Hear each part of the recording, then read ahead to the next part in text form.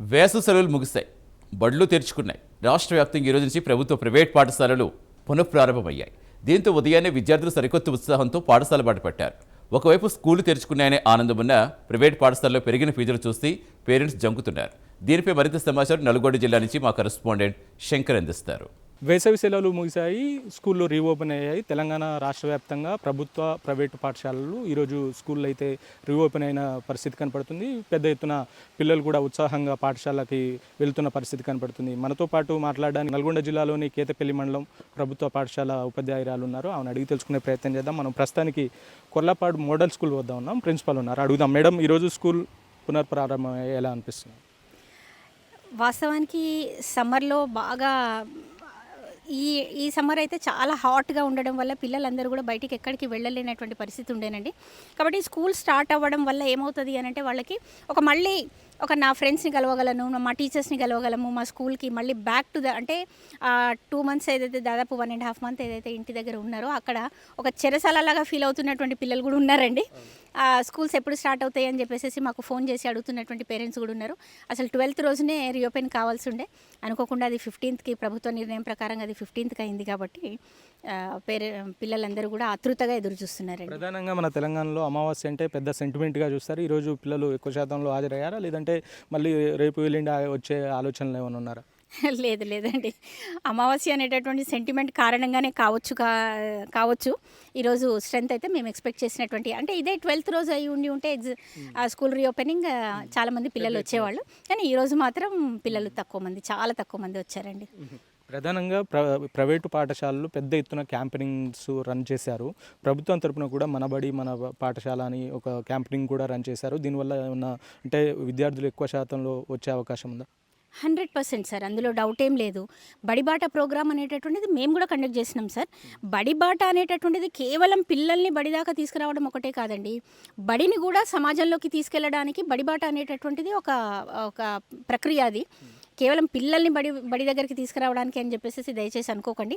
బడిని సమాజంలోకి తీసుకెళ్ళడానికి కూడా బడిబాట అనేటటువంటిది ఉపయోగపడుతుంది. కాబట్టి మేమందరం కూడా బడిబాట చేసినటువంటి వాళ్ళమే. మా పిల్లలందరినీ, మా పేరెంట్స్ని పిల్లల్ని కలిసినాము, వాళ్ళందరినీ ఇన్వైట్ చేసినాము. మేము గ్రామాలకి వెళ్ళినప్పుడు, లేకపోతే పిల్లల దగ్గరికి వెళ్ళినప్పుడు వాళ్ళు మమ్మల్ని చూసి ఎలా రెస్పాండ్ అయ్యారో చూస్తే మాకు మరింత బాధ్యత పెరిగిందని అనిపిస్తుందండి. ముఖ్యంగా చెప్పండి, ప్రభుత్వ పాఠశాలకి ప్రైవేట్ పాఠశాలకు తేడా ఏంటి అసలు? సరే, ఈ తేడా అనేటటువంటి దాని గురించి అసలు మనకి ఇంకా క్వశ్చనే అవసరం లేదు. Because government school is government school sir. ఎందుకనంటే ఇక్కడ మనం ఏదైతే సోషలిస్టిక్ మన కాన్స్టిట్యూషన్ ఏదైతే చెప్తుందో సోషలిజం అనేటటువంటిది, దానికి ఒక నిలువెత్తు నిదర్శనం గవర్నమెంట్ పాఠశాల, గవర్నమెంట్ స్కూల్ సార్. ఎందుకంటే చిన్న పెద్ద, ధనిక పేద అనేటటువంటి భేదం లేకుండా అందరి పిల్లల్ని తన ఒడిలోకి చేర్చుకోగలిగేటటువంటి పాఠశాల ప్రభుత్వ పాఠశాల సార్. ఇక్కడ గవర్నమెంట్ కల్పిస్తున్నటువంటి వసతులు ఏవైతే ఉన్నాయో ఇవన్నిటిని కూడా ప్రజలు అర్థం చేసుకోగలిగితే మాత్రం వాళ్ళకి మంచి భవిష్యత్తు ఉంటుంది సార్ గవర్నమెంట్ స్కూల్స్లో. ముఖ్యంగా మన తెలంగాణలో ఈ అమావాస్య అన్నది పెద్ద సెంటిమెంట్గా చూస్తారు. అలా చూస్తే మన పక్క రాష్ట్రమైన తమిళనాడులో అమావాస్య చాలా మంచి రోజు అంటుంటారు. సో ఎలా చూడొచ్చు అంటారు ఈ రెండు తేడాలని? అది మనం పిల్లల్లో లేకపోతే సమాజంలో మనం ఇన్కల్కేట్ చేసినటువంటి ఆ భావాలని బట్టి ఉంటుంది సార్. అది వ్యక్తిగతమైనటువంటి అభిప్రాయాలు కాబట్టి, మతపరమైనటువంటి వ్యక్తిగతమైనటువంటి అభిప్రాయాలు వాటికి యాడ్ అయి ఉన్నాయి. ఇప్పుడు అంతెందుకండి, ఇప్పుడు మనం చూసుకున్నట్లయితే చెరువు గట్టికి అమావాస్య రోజున జనాలు పోటెత్తుతారు.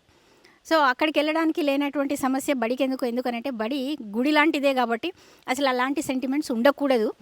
కానీ ప్రజల్లో ఉన్నటువంటి ఒక నమ్మకం, అది ఆ నమ్మకం కారణంగా వాళ్ళు దాన్ని ఆ పర్సనల్ విషయాలలో మనం హర్ట్ చేయలేం. కాబట్టి రేపు వస్తారని చెప్పేసి మ్యాక్సిమం మేము ఎదురు చూస్తున్నాం. చివరిగా చెప్పండి, అంటే ప్రభుత్వ పాఠశాలలో ఇంకెక్కువ సమస్యలు ఏం మిగిలి ఉన్నాయి? సో మీ ప్రభుత్వ పాఠశాలలో ఇంకేం సమస్యలు ఉన్నాయి? ప్రభుత్వ దృష్టికి ఏం తీసుకెళ్లాలనుకుంటున్నారు? ముఖ్యంగా ఇక్కడ ఉన్నటువంటి దాంట్లో మెయిన్గా సార్, ఇప్పుడు హైవే నుంచి నిజం చెప్పాలి అని అంటే కొర్లపహాడ్కి ఒక టోల్ గేట్ ఎట్లా ఒక ఐకానికో, అలాగే మా మోడల్ స్కూల్ ఒక ఐకానిక్ సార్. సో ఇక్కడ ఈ ప్రభుత్వం టోల్ గేట్ లాగా ఇది కూడా ఒక ఇంకా ఐకానిక్ కావాలి అని అంటే మాత్రం ముఖ్యంగా ఇక్కడ ట్రాన్స్పోర్టేషన్ అనేటువంటి రోడ్ అసలు చాలా దయనీయమైనటువంటి పరిస్థితిలో ఉంది సార్. ఆ రోడ్ ట్రాన్స్పోర్టేషన్ ద్వారానే మ్యాక్సిమం పిల్లలు వస్తారు కాబట్టి ఆ రోడ్ ఒకటి బాగుపడాలి. తర్వాత వాటర్ ప్రాబ్లం ఒకటి మాత్రం సివియర్గా ఉంది సార్. మాకు అండర్ గ్రౌండ్ ఒక వాటర్ సంప్ కావాలని చెప్పేసి కూడా మేము పలుమార్లు విన్నపాలు చేశాము. అదొకటి ముఖ్యమైనటువంటి సమస్య. వాటర్ సమస్య ఒకటి, ట్రాన్స్పోర్టేషన్ సమస్య ఒకటి, ఈ రెండు చాలా ముఖ్యంగా ఉన్నాయి సార్. ప్రధానమైనటువంటివి ఇవి. మేము మా లెవెల్లో చేయలేనటువంటివి కాబట్టి ఇది ప్రభుత్వం చొరవ తీసుకొని అది చేయిస్తే ఇంకొంచెం పిల్లలకి మరింత మెరుగైనటువంటి సౌకర్యాలు అందించి వాళ్ళకి నాణ్యమైనటువంటి విద్యను అందించేటటువంటి ప్రయత్నంలో మేము కూడా ముందుంటాం సార్. మొత్తంగా అయితే ఇది పరిస్థితి. ఈరోజు అమావాస్య కాబట్టి ఎక్కువ శాతంలో పిల్లలు హాజరు కాలేదని చెప్పేసి ప్రిన్సిపల్ చెప్తున్న పరిస్థితి కనపడుతుంది.